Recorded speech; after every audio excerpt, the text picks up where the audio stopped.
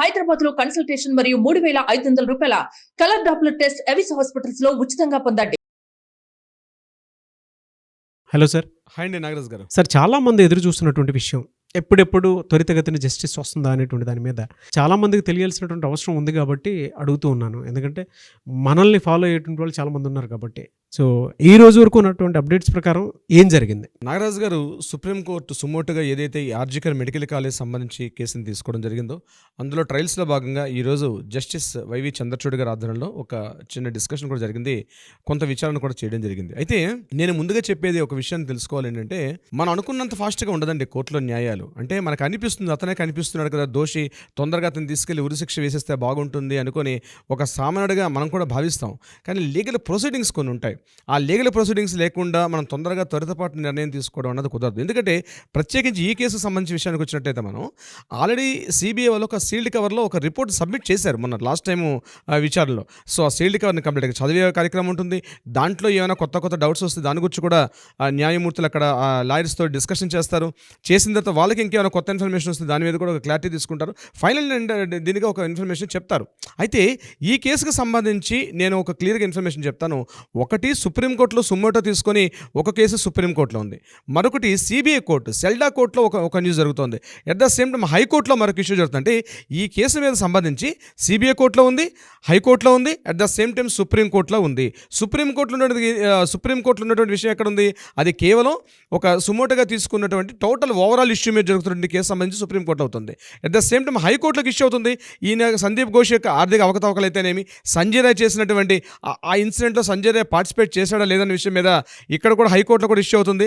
At the same CBI court ఉంది, సెల్డా కోర్టులో కూడా ఇతను చేసిన ఆర్థిక అవకతవకలు కానీ ఇవన్నీ కూడా సిబిఐ వాళ్ళు ఇక్కడ కూడా సబ్మిట్ చేయాల్సి వస్తుంది. అంటే ఈ ఇష్యూ 3 కోర్టుల మీద నడుస్తుంది. సో 3 కోర్టులకు కూడా ఇన్ఫర్మేషన్ వాళ్ళు చేయాల్సిన సంబంధించి వస్తుంది. ఈరోజు సిబిఐ కోర్టులో కూడా ఒక ఇంటరాగేషన్ జరిగింది. ఎట్ ద సేమ్ టైం సుప్రీంకోర్టులో కూడా జరిగింది దీనికి సంబంధించి. సో మన వ్యూయర్స్కి తెలియాల్సిన విషయం అనమాట. సో ఇప్పుడు నేను మనం చెప్పినటువంటి డెత్ పెనాల్టీ అనేది బహుశా హైకోర్టు ఇచ్చే అవకాశం ఉంటుంది. సుప్రీంకోర్టు ఇస్తుందా, దీని మీద మళ్ళీ సుప్రీంకోర్టు డిస్కషన్స్ అవుతాయి అనేది లేటర్ విల్ డిస్కస్. బట్ నేను అనుకోవడం ఏంటంటే, నిన్న మనం మాట్లాడిన విషయం అంతా కూడా డెత్ పెనాల్టీ ఇష్యూ ఎక్కడ వచ్చింది? హైకోర్టులో డిస్కషన్ జరిగిందంటే సిబిఐ వాళ్ళు ఏదైతే రిపోర్ట్ సబ్మిట్ చేశారో దానికి సంబంధించి సందీప్ ఘోష్ పూర్తిగా ఆర్థిక అవకతవకలు పాల్పడమే కాదు, అతను కేవలం ఆర్థిక నేరారోపణలే కాదు, ఈ కేసుకు సంబంధించి కూడా కీలకంగా ఒక ప్రధాన నిందితుడిగా అభియోగించబడిన వ్యక్తిలో ఉన్న సాక్ష్యాధారాలు చూసి చెప్పడం జరిగింది.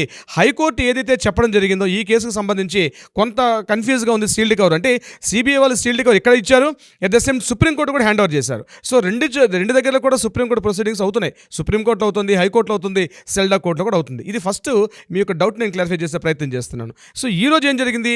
సుప్రీంకోర్టులో దీనికి సంబంధించి సుమోటోగా తీసుకునే కేసు సంబంధించి కొన్ని డిస్కషన్స్ అయితే చేయడం జరిగింది. ముఖ్యంగా దీనికి సంబంధించి ఈరోజు మొత్తం ఏదైతే ఈ చర్చలు జరిగాయో దాని మీద 4 పార్ట్స్గా డివైడ్ చేసే ప్రయత్నం చేస్తాను. మొట్టమొదటి పార్ట్ ఏంటంటే సిబిఐకి సుప్రీంకోర్టు ధర్మాసనానికి జరిగిన ఒక డిస్కషను. రెండవ డిస్కషను హైకోర్టు మన రాష్ట్ర ప్రభుత్వానికి at the same time chief justice వారికి రాష్ట్ర ప్రభుత్వానికి జరిగిన డిస్కషన్ ఒక పార్ట్గా చెప్పొచ్చు. మూడవది నిరసనకారులకి వాళ్ళకి సంబంధించిన డిస్కషను, సుప్రీంకోర్టు ఏం మాట్లాడింది. సో మూడు పాయింట్స్ అయినాయి. 4వ point NTF national task force సంబంధించి ఏ రకమైన చర్యలు తీసుకుంటుంటే సుప్రీంకోర్టు యొక్క గైడ్లైన్స్ ప్రకారం ఎన్టీఎఫ్ అనేది ఒకటి ఫామ్ అయింది. సో దీనికి సంబంధించి 4వ డిస్కషన్ జరిగింది. మొత్తం జరిగిన డిస్కషన్స్ మనం 4 యాంగిల్స్ చూడాల్సి వస్తుంది. మొట్టమొదటి డిస్కషన్ నేను సిబిఐకి సంబంధించిన discussion, at the same time supreme court ధర్మాసనానికి అంటే వైవి చంద్రచూడ్ గారు మాట్లాడిన డిస్కషన్కి ఏం జరిగిందో నేను మీకు కొంత వివరించే ప్రయత్నం చేస్తాను. సిబిఐకి చంద్రచూడ్ గారికి అంటే సిబిఐ అడ్వకేట్ గారికి చంద్రచూడ్ గారికి వైవి చంద్రచూడ్ గారు ధర్మాసనంలో చంద్రచూడ్ గారికి at the same time CBI అడ్వకేట్కి మధ్య జరిగిన డిస్కషన్ ఏం చెప్పడం జరిగిందంటే, సిబిఐ వాళ్ళు అందజేసినటువంటి సీల్డ్ కవర్లో ఇన్ఫర్మేషన్ ఏదైతే ఉందో కొంతవరకు పురోగతి సాధించారు అని చెప్పకనే చెప్తున్నారు. మన చంద్రచూడ్ గారు ఒక మాట చెప్పారు. అయితే ఒక కీలకమైన ఒక క్వశ్చన్ రైజ్ చేశారు. ఆ డిస్కషన్ ఏంటంటే, ఫస్ట్ ఏం చేశారంటే, ఇక్కడ ఈ యొక్క రిపోర్ట్లో ఏదైతే ఉందో మీరు అందజేసిన సీల్డ్ కవర్ రిపోర్టు ప్రకారం అమ్మాయి చనిపోయిన సందర్భంలో ఎవరైతే అభయ చనిపోయిందో ఆ సమయంలో ఆమె కంటికి గుచ్చుకున్నటువంటి కళ్ళద్దాలు అంటే గ్లాసెస్ వల్ల ఆమెకి చాలా ప్రమాదం జరిగింది అని మీరు నోట్ రాశారు. Is it right are wrong అని అడిగారు. అవునండి, కన్ఫర్మేషనే, ఆమె వేసుకున్న స్పెట్స్ వల్ల ఆమెకి గాయాలు ఎక్కువగా జరిగాయని చెప్పారు. అయితే వెంటనే చంద్రచూడ్ గారు ప్రశ్న వేశారు, ఎవరైనా పడుకునేటప్పుడు స్పెట్స్ వేసి పడుకుంటారా అని క్వశ్చన్ రైజ్ చేశారు ఆయన. పడుకునేటప్పుడు స్పెట్స్ తీసి పక్కన పడుకుంటారు కదా, స్పెట్స్ వేసి పడుకోరు కదా. మరి మీరు ఈ యొక్క పాయింట్ని మీరు ఏ రకంగా చెప్తారో అని లాయర్ గారిని అడగడం జరిగింది. అడిగినప్పుడు ఈయన ఏమన్నారంటే బహుశా అమ్మాయి పడుకునేటప్పుడే తెలియకుండానే స్పెట్స్ పెట్టి పడుకుంటూ నిద్రపోయి ఉండొచ్చు, అటువంటి సందర్భంలో ఈ యొక్క సంఘటన జరిగింది కాబట్టి ఆ యొక్క గ్లాస్ బ్రేక్స్ ఉన్నాయని చెప్పారు. అయితే దీనికి సిబిఐ వారు చెప్పిన సమాధానం మీద చంద్రచూడ్ గారు అసలు వీడియో చూస్తే ఎందుకు అంత సంతృప్తి చెందినట్టుగా అనిపించలేదు. అంటే నేను ఈ విషయం ఎందుకు చెప్తున్నాను నాగరాజ్ గారు అంటే ఎంత మైల్యూట్ పాయింట్స్ చూడండి. మనం జనరల్గా మాట్లాడుకుంటూ వెళ్తాం కానీ వెరీ మైల్యూట్ పాయింట్. అంటే నిద్రపోయేటప్పుడు స్పెట్స్ వేసి పడుకుంటామా, అది జనరల్గా ఎవరు చేయరు కదా. దీన్ని మీరు ఎట్లా చెప్పగలుగుతున్నారు? ఈ రిపోర్ట్ సీల్డ్ కవర్లో ఇచ్చారు అంటే ఒక ఇండికేషన్ మనకి ఏమొస్తుందంటే వెరీ క్లీన్ అబ్జర్వ్ చేస్తున్నారు చంద్రచూడ్ గారు. ఈ యొక్క రిపోర్ట్ సీల్డ్ కవర్ ఏదైతే ఉందో ఇట్స్ థరోగా పించు టు పించు. నేను మీకు లాస్ట్ చాలా వీడియోస్లో చెప్పాను, సిబిఐ వాళ్ళు ఏదో ఇచ్చేసారు కాబట్టి రిపోర్ట్ ఇవ్వడం జరగదండి. ఈచ్ అండ్ ఎవ్రీ పాయింట్ కూడా స్టడీ చేస్తారు అని చెప్పడానికి ఇప్పుడు నేను చెప్పినటువంటి డిస్కషనే ఉదాహరణగా మనం చెప్పుకోవచ్చు. దీని మీద చంద్రచూడ్ గారు కొంత అసంతృప్తిగా అనిపించింది ఆ యొక్క డిస్కషను.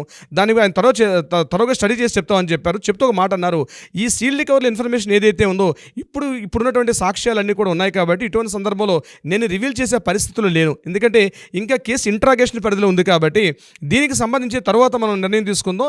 ఇదైతే ఈ యొక్క ఏదైతే ఇన్ఫర్మేషన్ ఉందో సీల్డ్ కవర్ ఇన్ఫర్మేషన్ మాత్రం ఎట్టి పరిస్థితుల్లో కూడా రిలీజ్ చేసే అవకాశం లేదు అని మాత్రం చెప్పడం జరిగింది సిబిఐకి సంబంధించింది. ఇక రెండవ పాయింట్, ఇప్పుడు ఎవరైతే ఈ ఆర్జికర్ మెడికల్ కాలేజీలో కొత్త ప్రిన్సిపాల్ ఇప్పుడు ఎవరు అపాయింట్ చేశారు అని చంద్రచూడ్ గారు ప్రశ్న అడిగారు. దానికి చెప్పారు వీళ్ళు మానస బందోపాధ్యాయ. ఇతని యొక్క పరిస్థితి ఏమిటని అడిగారు. అయితే దీని మీద అతని యొక్క హిస్టరీ కానీ అతని యొక్క ప్రీవియస్ హిస్టరీ చాలా క్లీన్ చిట్ ఉంటాడు, హీఈస్ అ రైట్ పర్సన్. ముఖ్యంగా ఇటువంటి కేసు సంబంధించిన సమయంలో ఆర్జికర్ మెడికల్ కాలేజీలో మానస బందోపాధ్యాయ ఉండడం చాలా కరెక్ట్ అని చెప్తూ అట్ ద సేమ్ టైం అయితే డిప్యూటీ సూపరింటెండెంట్ ఎవరు ఉన్నారని అడిగారు ఇమీడియట్గా. దానికి సప్తర్షి చటర్జీ అనే పర్సన్ ఉన్నారండి, he's also very clean chit అని చెప్పడం జరిగింది రాష్ట్ర ప్రభుత్వం తరపున. మరొక విశేషం కూడా జరిగింది, తలా పోలీస్ స్టేషన్లో ఉన్నటువంటి అభిజిత్ మండల్ని ఆల్రెడీ అతన్ని చేశారు కాబట్టి ఇప్పుడు కొత్తగా ఎవరు నియమించారు, అతను చేస్తున్నటువంటి వర్క్స్ ఏంటని చెప్పి అడగడం జరిగింది. దీనికి వాళ్ళు చెప్తూ కొత్తగా ఒక పర్సన్ని ముఖ్యంగా మలయ్ కుమార్ దత్తని ఇమీడియట్గా అభిజిత్ మండల్ గారి ప్లేస్లో అపాయింట్ చేశారని చెప్పి నిన్న సిపి గారు కూడా ఈరోజు ఈ డిస్కషన్స్ ఉన్నాయన్న ఉద్దేశంతో నిన్న కమిషనర్ ఆఫ్ పోలీస్గా అపాయింట్ అయినటువంటి ఈ వర్మ గారు కూడా ఇమీడియట్గా నిన్న కంప్లీట్గా ఆర్జికర్ హాస్పిటల్ని నిన్న పూర్తిగా స్టడీ చేశారు. ఆయన కూడా ఇప్పుడు రెడీగా ఉన్నారు, మీరు ఏమైనా క్వశ్చన్స్ అడిగితే ఆయన కూడా సిద్ధంగా ఉన్నారని చెప్పడం కూడా జరిగింది. అయితే దీని మీద సుప్రీంకోర్టు చంద్రచూడ్ గారు ఆయనతో ఈ విషయాలు కూడా మాట్లాడే పరిస్థితులు లేరాయన. సో నెక్స్ట్ పాయింట్ ఏం జరిగిందంటే ఎన్టీఎఫ్ సంబంధించి ఏదైతే నేషనల్ టాస్క్ ఫోర్స్ ఏదైతే ఏర్పాటు చేశారో దీనికి సంబంధించి ఆయన రేజ్ చేశారు. ఇప్పటివరకు ఎంత పురోగతి సాధించారు, మీ యొక్క అప్డేట్స్ ఏంటని చెప్పి నేషనల్ టాస్క్ ఫోర్స్ సంబంధించిన ఒక అడ్వకేట్ గురించి మాట్లాడడం జరిగింది. ఆయన ఏం చేశారంటే దీని గురించి మేము ఆల్రెడీ డిస్కషన్స్ ఇప్పటికీ ఒక 3 మీటింగ్స్ పెట్టాం. ముఖ్యంగా వైద్య కళాశాలలో కానీ ముఖ్యంగా దీని నాట్ ఓన్లీ వెస్ట్ బెంగాల్ సంబంధించిన ఒకటే కాదు, ఎంటైర్ దేశవ్యాప్తంగా సంబంధించిన వర్క్ చేస్తుంది ఎన్టీఎఫ్. దాంట్లో కూడా మనం లాస్ట్ టైం మాట్లాడాం, 10 మంది ఆ యొక్క బృందంలో కూడా మన రాష్ట్రానికి సంబంధించిన గ్యాస్ట్రోఎంట్రాలజిస్ట్ జి నాగేశ్వర రెడ్డి గారు కూడా అందులో ఒక కీలక సభ్యుడిగా ఉన్నారని చెప్పి at the same time AIIMS హాస్పిటల్లో పనిచేస్తున్న డైరెక్టర్ గారండి ఎం శ్రీనివాస్ గారంటే ఇద్దరు తెలుగు వ్యక్తులు కూడా ఉన్నారని మనం ఒక వీడియోలో కూడా చెప్పడం జరిగింది. అయితే ఎన్టీఎఫ్ నేషనల్ టాస్క్ ఫోర్స్ వీళ్ళు చేస్తున్నటువంటి డ్యూటీ ఎంతవరకు వచ్చింది అని చెప్పి అడగడం జరిగింది. అయితే వాళ్ళు ఏం చెప్పారంటే మేము ఇప్పటికి 2 మీటింగ్స్ పెట్టాం కానీ 3rd మీటింగ్ కూడా రెడీ అవుతున్నాం అంటే లేదు, with in the next October 14th వరకల్లా మీరు ఒక స్టడీ రిపోర్ట్ తోటి ఏం చేశారు, మీ ప్రోగ్రెస్ రిపోర్ట్ ఏంది, next coming October 14th hand over చేయమని చెప్పి వాళ్ళకు కూడా గైడ్లైన్స్ ఇవ్వడం జరిగింది సుప్రీంకోర్టు వారు. ఇక 4th పాయింట్ నాగరాజ్ గారు, నిరసనకారులు ఎవరైతే గడిచిన కొద్ది రోజులుగా కొంత నిరసన తెలుపుతున్నారు, రాష్ట్ర ప్రభుత్వం మాకు మేము అడిగినటువంటి 5 డిమాండ్లో 4 డిమాండ్లు మాట్లాడారు కానీ ముఖ్యంగా మాకు సంబంధించినటువంటి భద్రతాపరమైన చర్యలు, మాకు రక్షణపరమైన చర్యల్లో ఇప్పటికీ కూడా రాష్ట్ర ప్రభుత్వం సరైన పురోగతి సాధించలేదు అన్న విషయం మీద మాట్లాడుతూ రీసెంట్గా ఒక సాగర్ దత్తా హాస్పిటల్లో జరిగిన సంఘటన ఉదహరిస్తూ అక్కడ డాక్టర్స్ కొంతమంది గాయపడ్డారు, అక్కడ ఏదైనా ఒక అంటే ఆ సాగర్ దత్తా హాస్పిటల్ ఏం జరిగిందో మనం ఒక విషయాన్ని మాట్లాడాం. మనం ఆ హాస్పిటల్లో ఒక వ్యక్తి చనిపోయారు, వారికి సంబంధించినటువంటి బంధువులు కొంతమంది హాస్పిటల్ మీద అటాక్ చేసి అక్కడ డ్యూటీలో ఉన్నటువంటి డాక్టర్స్ మీద నర్సింగ్ సిబ్బంది మీద చాలా గట్టిగా కొట్టేటట్టుగా గాయాలు పాలైనట్టుగా కూడా తెలిసింది. సిఎస్ఎఫ్ బృందాలు వచ్చి విడిపించేదాకా తీవ్ర స్థాయికి వెళ్ళిందనమాట. అంటే ఒకవైపు నిరసనకారులు చెప్తున్నారు మేము డ్యూటీస్ చేయాలి అంటే, మా విధులు మేము సక్రమంగా నిర్వర్తించాలంటే మాకు ఒక సెక్యూరిటీ వ్యవస్థ మీరు ఏర్పరచాలి, ఒక కమిటీని ఏర్పరచాలి, ఏదో ఏర్పాటు చేసామని చెప్పి పేపర్గా రాసి సరిపోవట్లేదు, మీరు ఆ రకమైన భద్రతాపరమైన చర్యలు తీసుకోవాలని చెప్పినప్పుడు కూడా ఇప్పటివరకు కూడా అటువంటి చర్యలు తీసుకునే ప్రయత్నం లేరు.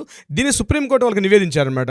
దీనికి సంబంధించి ఒక గైడ్లైన్స్ ఇవ్వమని చెప్పి సో ఇమీడియట్గా దీన్ని అర్థం చేసుకోవడానికి సుప్రీంకోర్టు వారు కూడా ఇమీడియట్గా స్టేట్ గవర్నమెంట్ చెప్పారు మమతా బెనర్జీ వారి ప్రభుత్వానికి.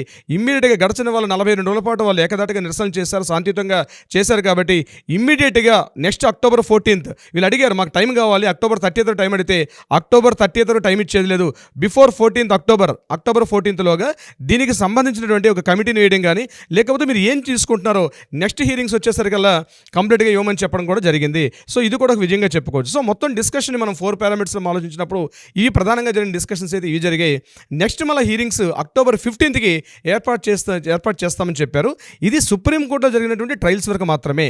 అయితే ఈరోజు ఇదే సమయంలో మరొకటి కూడా జరిగింది. హైకోర్టులో కూడా ఇక్కడ డిస్కషన్స్ కూడా జరిగినాయి. ముఖ్యంగా దీని మీద సందీప్ ఘోష్ చేసినటువంటి ఆర్థిక అవకతవకలకు సంబంధించి అభిజిత్ మండల్ సంబంధించింది కూడా జరిగింది. అయితే ఒక విషయం చెప్పింది హైకోర్టు ఏం చెప్పారంటే ఈ యొక్క విచారణ పరిధిలో ఉన్నటువంటి సందర్భంలో ఎవరెవరైతే విచారణ ఎదుర్కొంటున్నారో వీళ్ళందరినీ కూడా ఇమీడియట్గా సస్పెండ్ చేయండి అని రాష్ట్ర ప్రభుత్వానికి ఉత్తర్వులు ఇవ్వడం జరిగింది. రాష్ట్ర హైకోర్టు అయిన కలకత్తా హైకోర్టు ఒక దిశానిర్దేశం చేశారు. అంటే ఎవరైతే ఈ కేసుకు సంబంధించి ఈ ముఖ్యంగా ఆర్థిక అవకతవకలు కావచ్చు లేకపోతే రేప్ అండ్ మర్డర్ కేసు సంబంధించి ఎవరైతే అభియోగాలు ఎదుర్కొంటున్నారో వాళ్ళందరినీ ప్రెసిడెంట్ డ్యూటీస్ చేసుకోకుండా సస్పెండ్ చేయండి, అప్పుడే మనకి సాక్ష్యాధారాలు దొరికే అవకాశం ఉంటుందని చెప్పి హైకోర్టు కూడా ఉత్తర్వులు జారీ చేయడం జరిగింది. దీనికి సంబంధించి నాగరాజు గారు ఏదేమైనా sir we demand justice, we want justice. Anyways, thank you so much, Ravindranath garu. Thank you so much Nagaraju గారు.